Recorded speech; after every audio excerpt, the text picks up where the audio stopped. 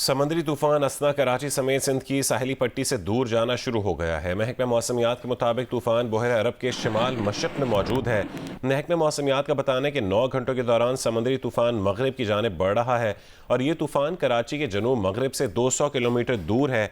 मजीद क्या बताना है महकमा मौसमियात का, तफसीलात जानने के लिए मैंने राबता किया है जियो न्यूज़ की नुमाइंदा उनीबा ज़मीर शाह से। उनीबा बताएगा, तूफान के ज़ेर असर पाकिस्तान के कौन से इलाके मुतासिर होंगे? जी हाँ, आमतौर पर जो समंदरी तूफान बनते हैं वो समंदर में बनते हैं, फिर जमीन की जाने बनते हैं। जबकि ये जो सिस्टम था वो डीप डिप्रेशन की सूरत में आगे बढ़ा और बहर अरब में आने के बाद समंदरी तूफान बना। इसलिए इसका किसी भी कराची समेत सिंध की साहिली पट्टी या बलूचिस्तान या ओमान की किसी भी साहिल पर लैंडफॉल करने का कोई भी इम्कान नहीं है। कहा जा रहा है कि अब इसका फासला जो है कराची समेत सिंध की साहिली पट्टी से बढ़ता जा रहा है। कराची से तकरीबन कराची के बताए गए कि 200 किलोमीटर दूर जा चुका है, लेकिन ओमाना के थोड़ा सा करीब जा रहा है, 220 किलोमीटर के फासले पर है। ये बलूचिस्तान की साहिली पट्टी की जानिब बढ़ते हुए फिर ये ओमान की जानिब बढ़ेगा, लेकिन ये समंदर में ही खत्म हो जाएगा। ये कमजोर होना शाम में शुरू हो जाएगा, लेकिन इसके जेर असर कराची समेत सिंध की साहिली पट्टी और सिंध के दीगर अजला में भी आज शाम या रात तक वक्फे वक्फे से गरज चमक और तेज हवाओं के साथ बारिश होती रहेगी। इसके अलावा समंदर में शदीद तुगयानी रह सकती है और कहा गया है कि शाम तक इम्कान रहेगा कि कराची समेत सिंध की साहिली पट्टी और बलूचिस्तान में भी 60 से 70 किलोमीटर फी घंटा की रफ्तार से हवाएं चल सकती है और हवाओं की झक्कड़ 80 किलोमीटर फी घंटा की रफ्तार को भी छू सकते हैं। सिंध के माहीगीरों को कहा है कि आज गहरे समंदर में ना जाए, समंदर में शदीद तुगयानी रहेगी, जबकि बलूचिस्तान के माहीगीरों को हिदायत की गई है कि 1 सितंबर तक गहरे समंदर में ना जाए। इस सिस्टम के जेर से सुबह सवेरे कराची के मुख्तलिफ इलाकों में काफी तेज मूसलाधार बारिश हुई है। इम्कान है कि दोपहर में भी 1 से 2 बारिश के तेज स्पेल आ सकते हैं। शाम तक इम्कान रहेगा कि कराची में तेज हवाएं चलती रहेंगी, लेकिन जैसे ये सिस्टम कमजोर होना शुरू होगा हवाओं की रफ्तार भी कमजोर हो जाएगी। लेकिन इतवार का दिन भी काफी बेहतर मौसम रहेगा। इतवार के दिन भी पेशेंगोई की गई है कि कराची में बारिश हो सकती है।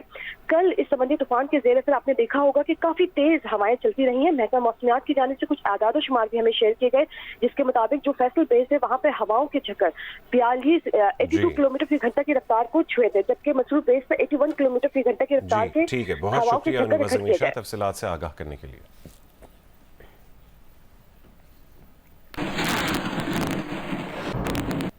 कराची में सुबह का आगाज होते ही मुख्तलिफ इलाकों में तेज हवा के साथ मूसलाधार बारिश का सिलसिला जारी है।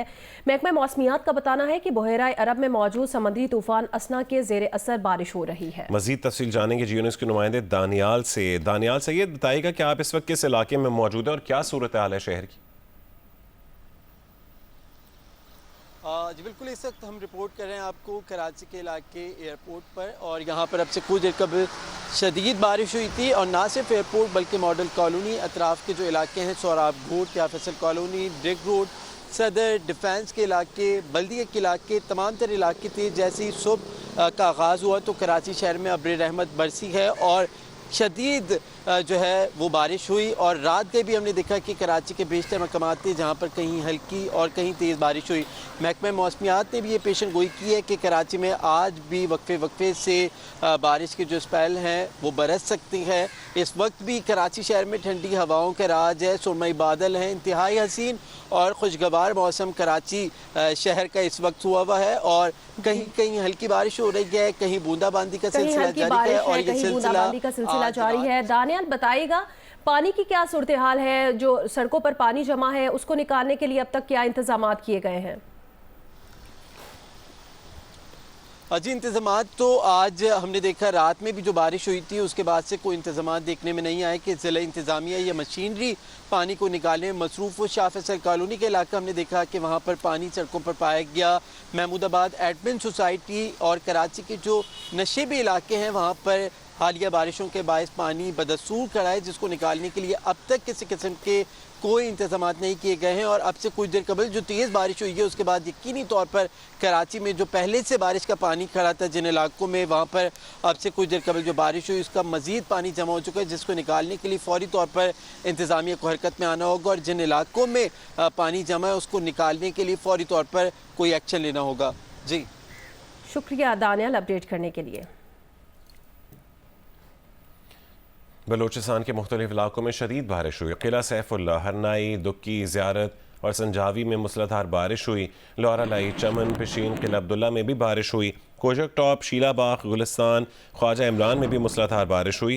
किला सैफुल्ला के इलाके तलरी और मूसाजई में बड़े पैमाने पर मकानात को नुकसान पहुंचा है। डीसी के मुताबिक किला सैफुल्ला में महफूज मकामात पर मुंतकिली के दौरान कई अफराद सैलाब में फंस गए। 150 अफराद को रेस्क्यू कर लिया गया है।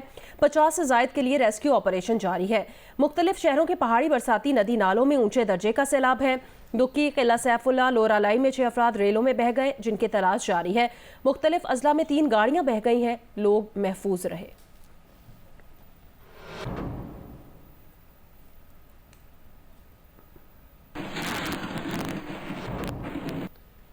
समंदरी तूफान के खतरे के पेश नज़र 5 रोज से माहीगीरों की दर्जनों कश्तियां केटी बंदर के साहिल पर खड़ी हैं। इन कश्तियों पर सवार माहीगीर शदीद परेशानी से दो चार हैं। तफसील बताएंगे जियो न्यूज़ के नुमाइंदे शाहिद सिद्दीकी।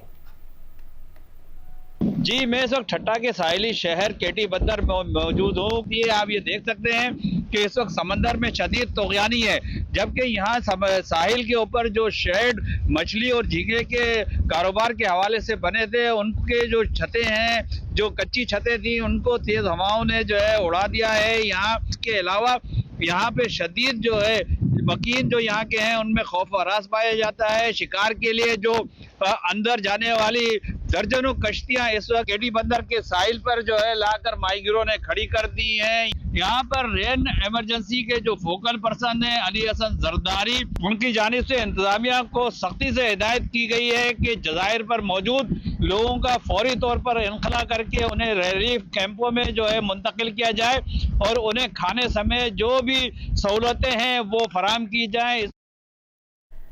जिला थरपारकर में 5 रोज से जारी बारिशों का सिलसिला थम गया है। मिट्टी के नशेबी इलाके सरान कॉलोनी से निकासी आब का काम तेज कर दिया गया। तफसील बताएंगे जियो न्यूज़ के नुमाइंदे अब्दुल गनी बजीर। जी बिल्कुल, मिट्टी शहर और गिरदोनवा में गुज़िश्ता 5 रोज़ के दौरान 258 मिलीमीटर बारिश रिकॉर्ड की गई, जिसके दौरान शहर का नशेबी इलाका जो सरान कॉलोनी है वो मुकम्मल तौर पर ज़ेर आब आ गया है। ताहम गुज़िश्ता 5 घंटों से बारिश का सिलसिला रुक गया है। मैं इस वक्त मौजूद हूँ सरान कॉलोनी में, जहाँ पर पंपिंग स्टेशन से पानी की निकासी का अमल तेज़ कर दिया गया है। हमारे साथ मौजूद हैं म्यूनिसिपल कमेटी मिट्टी के चेयरमैन, आइए उनसे बात करते हैं।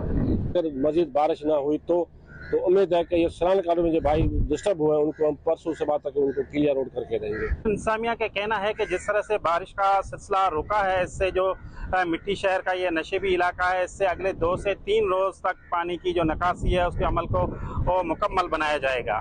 जी, वज़ीर आला सिंध मुराद अली शाह ने मेयर कराची मुर्तज़ा वहाब के साथ कराची के इलाकों सदर अब्दुल्ला हारून रोड, इलेक्ट्रॉनिक मार्केट, आया चंद्रीगढ़ रोड और टावर का दौरा किया है।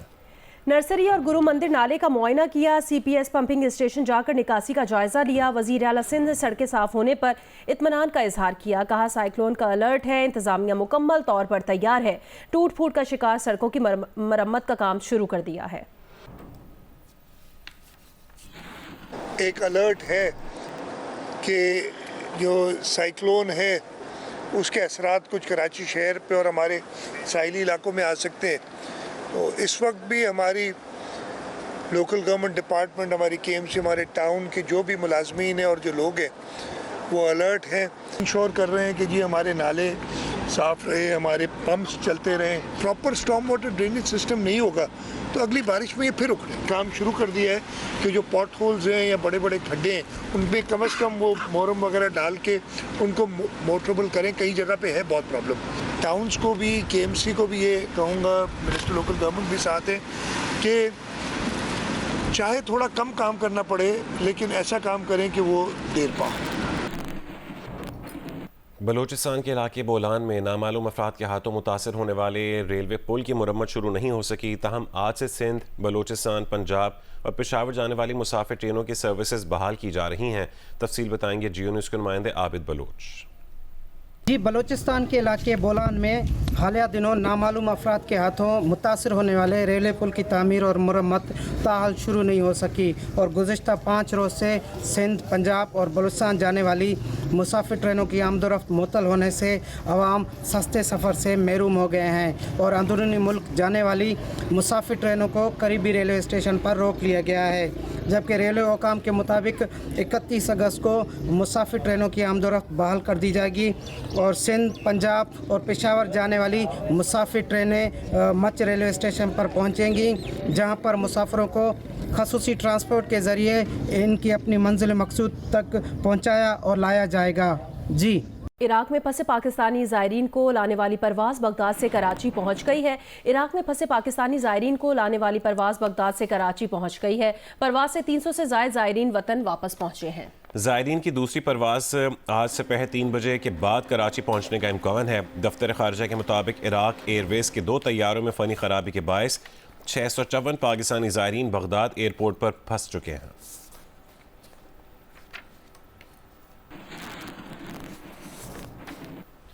वज़ीर आज़म शहबाज शरीफ मौलाना फजलुर रहमान के घर पहुँच गए। मुलाकात में मुल्क की मजमूई और सियासी सूरत हाल पर गुफ्तगू की गई। ज़राए के मुताबिक वफाकी हुकूमत ने मुल्क को दरपेश चैलेंजेस में मौलाना फजलुर रहमान से मदद और हिमायत तलब कर ली। वज़ीर आज़म ने कहा है कि मौलाना फजलुर रहमान एक जमहूरी सोच रखने वाले ज़ीरक सियासतदान हैं। मौलाना फजलुर रहमान से दरख्वास्त की गई है कि वह हमेशा की तरह जमहूरी सियासी सोच के साथ आगे चलें। वज़ीर आज़म ने कहा कि उन्हें यकीन है मौलाना फजलुर रहमान इंतशारी टोले की सियासत को मुस्तरद करेंगे। मौलाना फजलुर रहमान से मुलाकात में शहबाज शरीफ के हमरा नायब वज़ीर आज़म इसहाक डार, वज़ीर दाखिला मोहसिन नकवी और वज़ीर इत्तलात अताउल्लाह तारड़ भी मौजूद थे। मौलाना फजलुर रहमान से मिलने उनके घर पर चंद दिन पहले सदर आसिफ अली जरदारी भी आए थे। ज़राए के मुताबिक मुलाकातों का मकसद मौलाना फजलुर रहमान की नाराज़गी दूर करना और उन्हें मनाना है। सदर और वज़ीर आज़म ने यकीन दिलाया कि मौलाना फजलुर रहमान के तहफ़्फ़ुज़ात दूर किए जाएंगे।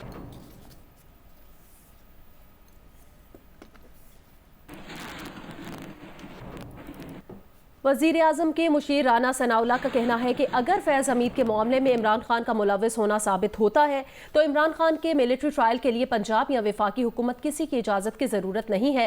आर्मी एक्ट के तहत इंक्वायरी बोर्ड को इसकी पहले से कानूनी इजाज़त है। जियो न्यूज़ के प्रोग्राम नया पाकिस्तान में गुफ्तगू करते हुए उन्होंने कहा है कि जब तक PTI खुद को 9 मई के वाक़यात से अलहदा नहीं करती तब तक उन्हें नहीं लगता कि इंतज़ामिया PTI को जलसे की इजाज़त देगी।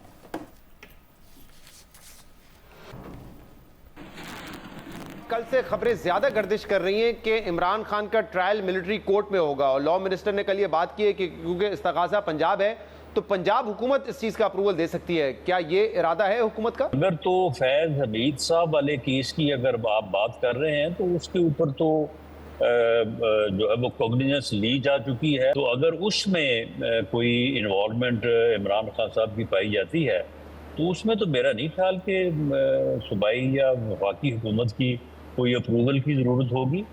वो तो ऑलरेडी आर्मी एक्ट के तहत जो है वो जो इंक्वायरी बोर्ड है तो उसे इस बात की इजाज़त या लीगल पावर जो है वो है। 1 साल से ज़्यादा हो गया इमरान खान को अब जेल कस्टडी में और आप तो कई मरतबा ये कह चुके थे कि उनकी जो आदतें हैं वो 4-5 दिन बमुश्किल 1 हफ्ता गुजार सकेंगे। जो बात हकीकत है उसको तस्लीम किया जाना चाहिए। बहरहाल उसने मज़ामत की है और उसने जो है वो जेल काटी है। मेरा अंदाज़ा जो है वो ये नहीं था कि वो ये कर सकेंगे। तो मेरा ये ओवरऑल ख्याल था कि वो शायद इस चीज़ को जो है वो फेस नहीं कर सकेंगे, लेकिन ही डिड। 8 तारीख को अब जलसा करने की इजाज़त होगी तहरीक इंसाफ को? जब तक 9 मई से वो अपने आप को अलहदा नहीं करती या सिद्के दिल से माफ़ी नहीं मांगती तो फिर उसके ऊपर एतबार करना और फिर उनको दोबारा ये मौका देना कि अब जी आप दोबारा से अपनी तैयारी शुरू करें और उसके बाद एक और 9 मई जो है वो आप वफा करें, तो इसकी जो है वो इजाज़त देना इंतज़ामी अमूर पे जो लोग जो है वो काम कर रहे हैं तो मेरे ख्याल में उनके लिए मुश्किल है। बानी PTI ने जेल से जारी पैगाम में पार्टी छोड़ने वालों से मुतालिक हिकमत अमली का ऐलान कर दिया है और वाज़े कर दिया कि जो लोग मुश्किल वक्त में पार्टी छोड़ गए थे उनके लिए अब जमात में कोई जगह नहीं है। बानी PTI के इस बयान के बाद कई सियासी रहनुमाओं की उम्मीदों, कोशिशों और लॉबिंग पर पानी फिर गया है। 9 मई वाक़यात के बाद पाकिस्तान तहरीक इंसाफ के कई रहनुमाओं ने प्रेस कॉन्फ्रेंस के जरिए या मीडिया और सोशल मीडिया के जरिए PTI छोड़ने का ऐलान किया था, मगर आम इंतखाबात के बाद वो एक बार फिर PTI में वापसी की कोशिशें कर रहे रहे थे। जिन सियासी रहनुमाओं ने पाकिस्तान तहरीक इंसाफ को खैरबाद कहा था, उनमें साबिक गवर्नर सिंध इमरान इस्माइल, साबिक वज़रा और सियासी रहनुमा अली जैदी, फवाद चौधरी, फारूक हबीब, उस्मान डार, असद उमर, मलिका बुखारी, शीरी मजारी, परवेज़ खटक, आमिर कियानी, फयाजुल हसन चौहान, मलिक अमीन असलम, गुलाम सरवर खान, अनलीब अब्बास, अली नवाज अवान, खुसरो बख्तियार, जमशेद चीमा, मुसरत जावेद, जमशेद चीमा, मुराद रास, महमूद मौलवी, सदाकत अब्बासी और दीगर कई रहनुमा शामिल हैं।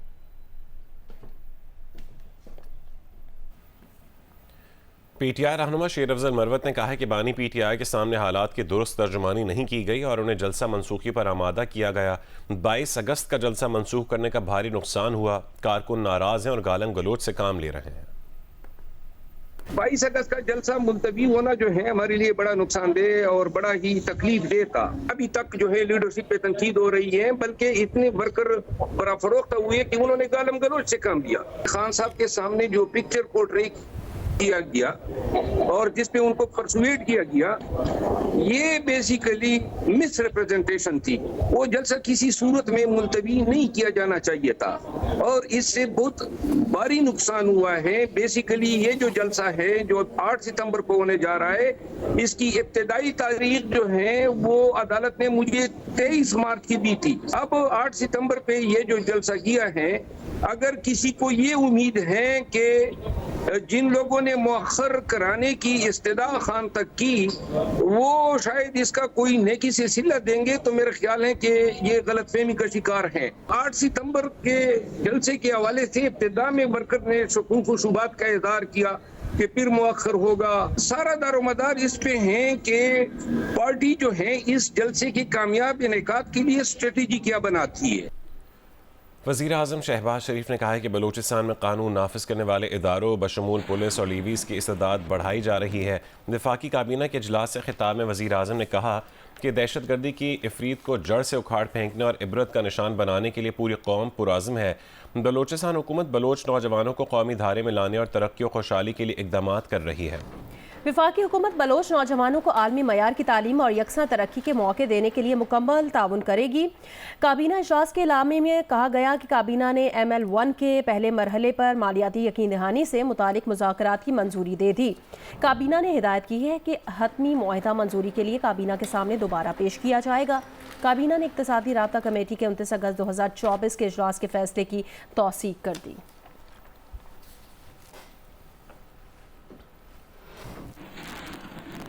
असिस्टेंट जेल सुप्रिटेंडेंट सक्कर के मुख्वी बेटे को बाजियाब करा लिया गया। पुलिस के मुताबिक कार्रवाई के दौरान कोई गिरफ्तारी अमल में नहीं आ सकी।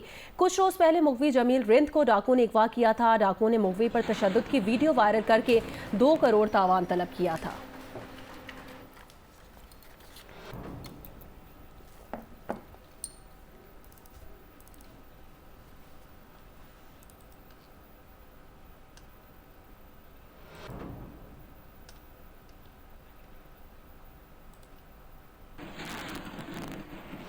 जियो स्पोर्ट्स में आपको बताएं, Olympic gold medalist Arshad Nadeem का कहना है नौजवान खिलाड़ियों को सहूलियात फराहम की जाए तो वो बहुत से मेडल्स पाकिस्तान ला सकते हैं। टेस्ट क्रिकेटर अहमद शहजाद का कहना है अरशद नदीम पाकिस्तान के सबसे बड़े स्टार हैं। मुल्क में टैलेंट की कमी नहीं है, सिर्फ सहूलियात का फुकदान है। लाहौर से सुहेल इमरान की रिपोर्ट। लाहौर में क्रिकेटर अहमद शहजाद ने Olympic gold medalist Arshad Nadeem के एजाज़ में तकरीब का एहतमाम किया। इस मौका पर मीडिया से गुफ्तगू में ओलंपियन अरशद नदीम का कहना था कि पाकिस्तान में टैलेंट की कमी नहीं, सहूलियात मिल जाएं तो हर मरतबा मेडल्स पाकिस्तान ले आएं। पाकिस्तान में जो टैलेंट की कमी नहीं है, पाकिस्तान में टैलेंट बहुत ज़्यादा है। तो बात अगर की जाए तो फैसिलिटीज़ की है तो मेरे ख्याल में क्रिकेट के अलावा पाकिस्तान में इतनी कोई फैसिलिटीज़ नहीं है। अगर वो फैसिलिटीज़ हमें मिल जाए तो अल्हम्दुलिल्लाह, जैसे मैंने पूरी दुनिया में पाकिस्तान का नाम रोशन किया है ओलंपिक्स गेम में, इसी तरह सारे स्पोर्ट्समैन अल्हम्दुलिल्लाह कर सकते हैं। अहमद शहजाद का कहना था कि अरशद नदीम की तरह बहुत से नौजवान हैं जिनको स्पोर्ट चाहिए। ऐसे नौजवानों की मदद के लिए जो भी हो सका करेंगे। अरशद नदीम इस वक्त पाकिस्तान के सबसे बड़े स्टार हैं। जो क्रिकेटर्स थे वो अरशद नदीम से पहले पाकिस्तान के सबसे बड़े स्टार थे, लेकिन आज के दौर में अरशद नदीम पाकिस्तान का सबसे बड़ा स्टार है। इस पूरे के पूरे मिथ को अरशद नदीम ने ब्रेक किया और ये बहुत बड़ी अचीवमेंट है। अहमद शहजाद ने अपनी फाउंडेशन की जानिब से गोल्ड मेडलिस्ट अरशद नदीम को 10 लाख रुपए का चेक भी पेश किया। कैमरामैन सफीर अहमद के साथ सुहेल इमरान, जियो न्यूज़, लाहौर। गुलकार इब्रारुल हक ने अपनी तंजीम के मेडिकल कॉलेज का ग्राउंड ओलंपियन अरशद नदीम के नाम से मंसूब करने का ऐलान कर दिया है। उन्होंने ओलंपिक चैंपियन को 15 लाख रुपए का इनाम भी दिया है। तफसीलात लाहौर से जाहिद शेरवानी की रिपोर्ट में देखिए। गुलकार इब्रारुल हक ने लाहौर में अपनी रिहाइशगाह पर Olympian gold medalist Arshad Nadeem के एजाज़ में तकरीब का एहतमाम किया। इस मौका पर मीडिया से गुफ्तगू में इब्रारुल हक का कहना था कि अरशद नदीम ने पूरी कौम के दिल खुशियों से भर दिए हैं। उम्मीद है ये पाकिस्तान के लिए इसी तरह मेडल्स लाते रहेंगे। छोटा सा एक रकम, एक तोहफा मैंने अनाउंस किया था आज, वो भी इनकी खिदमत में पेश हम करते हैं। और साथ ही साथ एक सहारा फॉर लाइफ ट्रस्ट हॉस्पिटल जो मेडिकल कॉलेज है, उसकी जो ग्राउंड है वो हमने अरशद नदीम के नाम कर दी है। ओलंपियन अरशद नदीम का कहना था कि वो पूरी पाकिस्तानी कौम और मीडिया के शुक्रगुजार हैं जिन्होंने इतनी इज्जत दी। वो पाकिस्तान का नाम पूरी दुनिया में रोशन करते रहेंगे। ओलंपिक के बाद इंशाल्लाह वर्ल्ड रिकॉर्ड भी तोड़ेंगे। जैसे मैंने पूरी दुनिया में पाकिस्तान का नाम रोशन किया है, इसी तरह इंशाल्लाह मैं करता रहूँगा। बस मेरे लिए मज़ीद इसी तरह दुआ करते रहें और प्यार मोहब्बत देते रहें। और आने वाले वक्त में इंशाल्लाह जैसे अल्लाह ताला ने हमें इज्जत दी है, मैंने ओलंपिक्स गेम्स का रिकॉर्ड ब्रेक किया है और इंशाल्लाह एक दिन ऐसा भी आएगा कि हम वर्ल्ड का भी रिकॉर्ड इंशाल्लाह ब्रेक करेंगे। अरशद नदीम का कहना था पाकिस्तान में टैलेंट की कमी नहीं, मेहनत करें तो अल्लाह फल जरूर देता है। कैमरामैन सफीर अहमद के साथ जाहिद शेरवानी, जियो न्यूज़, लाहौर। पंजाब प्रीमियर लीग 4 अक्टूबर से गुजरांवाला में शुरू होगी। इवेंट में 8 टीमें हिस्सा लेंगी। मैचेस पाकिस्तान के पहले स्पोर्ट्स चैनल जियो सुपर पर बराह रास्त नशर किए जाएंगे। पंजाब प्रीमियर लीग के मेंटोर तौफीक उमर ने न्यूज़ कॉन्फ्रेंस में बताया कि लीग 4 से 11 अक्टूबर तक गुजरांवाला में खेली जाएगी, जिसमें 8 टीमें हिस्सा लेंगी। इवेंट में मजमूई तौर पर 50 मैचेस खेले जाएंगे। उन्होंने बताया कि पाकिस्तान क्रिकेट बोर्ड से लीग का NOC मिल चुका है। अंडर 19 क्लब और इंटरनेशनल खिलाड़ी लीग में शिरकत करेंगे। टीमों में Lahore leopards, Gujranwala Titans, Gujarat Kings, Sialkot stallions, Faisalabad lines, Rawalpindi markhor, Multan panthers और रहीम यार खान थंडर्स शामिल हैं। पंजाब प्रीमियर लीग के मैचेस पाकिस्तान के पहले स्पोर्ट्स चैनल जियो सुपर पर नशर किए जाएंगे। Welcome back. सेनेट की क़यामा कमेटी तवानाई को IPPs के साथ किए गए मुआहदों की कॉपियां जमा करवा दी गई हैं। वफाकी वज़ीर तवानाई अवैस लगारी ने कमेटी को साफ बता दिया कि IPP से किए गए मुआहदे यकतरफा तौर पर ख़त्म नहीं किए जा सकते, वरना रेकोडेक के जुर्माने जैसी सूरत हाल पैदा हो जाएगी। IPPs के साथ क्या मुआहदे हुए, सेनेट क़यामा कमेटी पावर में पेश कर दिए गए। चेयरमैन कमेटी मोहसिन अजीज ने कहा तमाम मुआहदे सामने आ गए। कमेटी को बताया गया गुज़श्ता 10 सालों में गैस और LNG पर चलने वाले 11 पावर प्लांट्स को 538 अरब रुपए की कैपेसिटी की मद में अदायगियां की गयी। फर्नेस ऑयल पर चलने वाले 13 पावर प्लांट्स को गुज़श्ता 10 सालों में 760 अरब रुपए की कैपेसिटी पेमेंट्स हुई। चेयरमैन कमेटी ने कहा नेपरा ने IPPs को 15 से 16% मुनाफा की इजाजत दी, जबकि IPPs की बैलेंस शीट्स 60 से 70% मुनाफा दिखा रही हैं। मोहम्मद अली रिपोर्ट में IPPs की तरफ से ओवर इनवॉइसिंग और IPPs का हीट रेट ऑडिट न होने का तज़किरा भी किया गया। रुकने कमेटी सेनेटर शिबली फराज ने कहा IPPs के साथ मुआहदे किन हुकूमतों में हुए, बिजली का वजीर और सेक्रेटरी कौन था। IPPs के मुनाफाजात तो ड्रग्स से कमाई को भी पीछे छोड़ गए हैं। विफाकी वजीर पावर अवैस खान लगारी ने कहा मोहम्मद अली रिपोर्ट में IPPs के हीट रेट ऑडिट का कहा गया था, जो ना किया गया। जिनकी जरूरत नहीं उन IPPs को खत्म करना चाहते हैं, लेकिन यकतरफा तौर पर नहीं कर सकते। मुस्तकबिल में अच्छी खबर देंगे। सैफुर रहमान, जियो न्यूज़, इस्लामाबाद। अमरीकी सदारती उम्मीदवार कामिला हैरिस का कहना है पिछले 5 साल के दौरान फ्रैंकिंग और सरहदी सिक्योरिटी जैसे कई अहम मामलात में उनके मौक़िफ़ में इत्तेकाई तब्दीली आई है, लेकिन उनकी इक़दार में कोई तब्दीली नहीं आई। उन्होंने ये बात अपने नायब सदारती उम्मीदवार टिम वॉल्स के साथ पहले मुश्तरका इंटरव्यू में कही। मुनज़्ज़ा सिद्दीकी की रिपोर्ट देखिए। 2019 की सदारती मुहिम में कमाला हैरिस ने माहौलियात की वजह से कुदरती गैस के हुसूल के लिए फ्रैकिंग की मुखालफत की थी, लेकिन अब वो इसकी हिमायत करती हैं क्योंकि फ्रैकिंग की सनत बहुत ज़्यादा लोगों को मुलाजमतें फराहम करती है। डेमोक्रेटिक पार्टी उम्मीदवार कमाला हैरिस ने वाजे किया कि वो अब भी माहौलियाती तहफ़्फ़ुज़ में संजीदा हैं और माशी तरक्की के साथ साथ साफ तवानाई का फ़रोग़ जारी रखेंगी। गजा जंग के बारे में कमाला हैरिस ने कहा कि गजा में बहुत से बेगुनाह फ़लस्तीनी मारे जा रहे हैं, लेकिन वो इसराइल को हथियारों की फराहमी नहीं रोकेंगी। गजा में जंग बंदी के लिए कैदियों के तबादले की ज़रूरत है। एक सवाल के जवाब में कमाला हैरिस ने साफ कहा कि वो साबिक सदर बराक ओबामा की कायम करदा रिवायत बरकरार रखते हुए अपनी काबीना में रिपब्लिकन पार्टी के फर्द को शामिल करेंगी, क्योंकि वो हमेशा से मुख्तलिफ आरा की हौसला अफजाई करती आई हैं। इंटरव्यू में उन्होंने अपने हरीफ उम्मीदवार डोनाल्ड ट्रंप की नस्ली सियासत पर बात करने से गुरेज किया। ट्रंप ने पिछले महीने शिकागो में स्याफाम सहाफ़ियों की कॉन्फ्रेंस में कहा था कि कमाला हैरिस पहले खुद को जुनूबी एशियाई कहती थीं और अब सियासत के लिए स्याफाम बन गई हैं। सरहदी सिक्योरिटी के मसले पर कमाला हैरिस ने ट्रंप को भी बराबर का जिम्मेदार करार दिया। कहा, जब डेमोक्रेटिक और रिपब्लिकन पार्टियों के अरकान कांग्रेस ने मिलकर बॉर्डर सिक्योरिटी बिल तैयार किया था तो डोनाल्ड ट्रंप ने अपनी सियासत चमकाने के लिए उसे मुस्तरद कर दिया। वो अगर सदर मुंतखब हुई तो उस कानून को यकीनी बनाएंगी ताकि अमरीका और मेक्सिको की सरहद पर 1500 इजाफी सिक्योरिटी एजेंट्स तैनात किए जा सकें। 2019 के अपने एक और मौक़िफ़ से पीछे हटते हुए कमाला हैरिस ने कहा कि अब वो गैर कानूनी तौर पर सरहद पार करने वालों को सज़ा दिए बगैर छोड़ने के हक़ में नहीं है। तज्ज़ियाकारों का कहना है कि 2019 के मुकाबले में कमाला हैरिस के इस इंटरव्यू में पुख्तगी दिखाई दी, लेकिन पॉलिसी मामलात की बारीकियों के बारे में उनके जवाब गैर वाज़े थे। दरियाए स्वात के किनारे बाग ढेरी स्वात का हसीन इलाका है, जहां आजकल मौसम इंतहाई खुशगवार है और सयाह बड़ी तादाद में इस इलाके का रुख कर रहे हैं। तफसीलात बताएंगे स्वात से डॉक्टर महबूब अली। जी बिल्कुल, मैं इस वक्त स्वात की सयाहती मकाम बागडरे में मौजूद हूँ और बागडरे में मैं इस वक्त दरिया के किनारे पर मौजूद हूँ। यहाँ पर आप इस वक्त देख सकते हैं कि सयाहों की भी बड़ी तादाद पहुँच गई है। आज बागडरे में मौसम इंतहाई खुशगवार है, हल्की हल्की बारिश का सिलसिला जारी है, बल्कि जबकि साथ में आप दरिया का शोर भी सुन सकते हैं। इस वक्त मुल्क भर से सयाह जो है बड़ी तादाद में स्वात की मज़ाफ़ाती इलाकों का रुख कर रहे हैं और जब आप वादी कलाम जाते हैं, जब आप वादी बहरीन जाते हैं तो रास्ते में यकीनन सयाह जो है वो बागडरे में दरिया के किनारे ज़रूर रुकते हैं और यहाँ की हसीन मनाजिर से भरपूर तरीके से लुत्फ़अंदोज़ भी होते हैं। जी।